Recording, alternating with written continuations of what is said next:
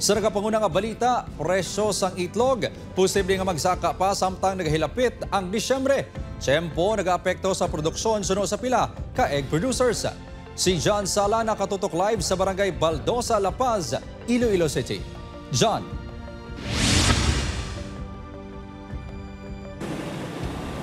Kim, samtang naghihilapit ang bulan sang Disyembre, nagataas man ang demand sang itlog. Nga isa sa mga ingredients sa mga paborito ta nga pagkaon kun holiday season. Gani suno sa mga supplier, lauman ang pagsaka sang presyo sini. Naantanan ni JPL nga large size nga itlog ang ginabakal para sa negosyo sini nga sisigan. Apang bangon nagataas kuno ang presyo sang itlog halos kada bulan, ang pinakagamay nga size anay kuno ang ginabakal sini. Bawas na lang kami sa amon nga sisig bala kada sisig doon sa itlog ang among ginabutang. Ang sisig ko may itlog mo daw special na bala para sa ila.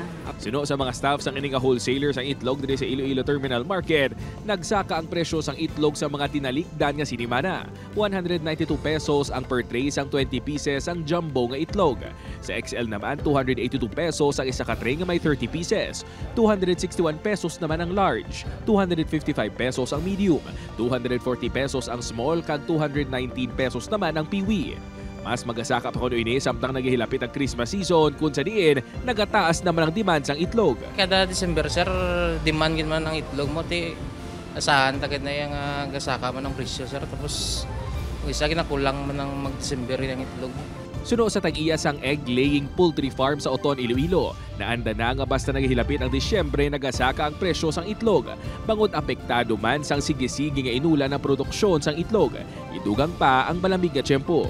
Amo gimana nag-drop down production namo. May kisa daw maambihan bilang manok ko. Yara subong sa 750 tub 1050 ang baligyan ay sa kada bilog sang itlog sa mga merkado sa syudad sang Iloilo. Sa Burgos Public Market sa Bacolod City naman, 50 sentimos ang ginsaka sa presyo sang kada bilog sang itlog. Ang small size ng itlog ang 10 pesos ang presyo samtang ang jumbo naman 12 pesos and 50 centavos na. May laban din, increase din ang gagawin ang mga bakal. Hindi man kulang sa supply, ang iban din yung integrator, taas din ang ilang sa itlog. Ito demand naman. 15 pesos ang ginsaka sa presyo kada tray. Gani ang konsumidor nga si Ruth, apektado sa pagtaas ang presyo. Sa dako sang diferensyal kumpara di bangko. Oo. Ani hindi na siya kumurag need sa sang tao dodongot naman.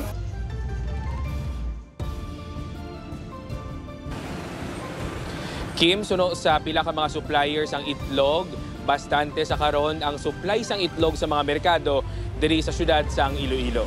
Kim? Madamogid nga salamat, John Sala.